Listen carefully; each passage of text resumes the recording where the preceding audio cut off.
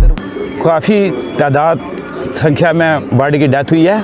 तो मैंने veterinary doctor साहब को फ़ोन किया तो जल्दी ही तकरीबन हार्डली कोई आधे घंटे में वेटनरी के डॉक्टर जो इरफान साहब हैं हमारे, वो जल्दी आधे घंटे में अपनी टीम पूरी लेके आ गए। तो उनने देखा कोई 2-4 सैंपल अपने पास रखे हैं और बाकी जो हमारे बर्ड इधर मरे पड़े हैं इनके लिए हम बंदोबस्त कर रहे हैं कि या इनको खड्डा खोद के दबा दें या इनको आग से जला दें।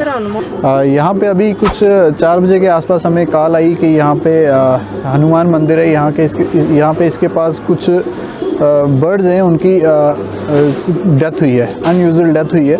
तो उसी टाइम पे हमने इमीडिएटली यहाँ पे टीम भेजी है, मैं भी खुद आया यहाँ पे साथ में। तो हमने आके देखा कि यहाँ पे वाकई में अनयूजुअल डेथ हुई थी कुछ बर्ड्स की। उसमें हमने कुछ बर्ड्स जो हैं सैंपल के लिए ले लिए और कुछ जो बर्ड्स हैं उनको हम properly as per guideline dispose करने की तैयारी कर रहे हैं अभी।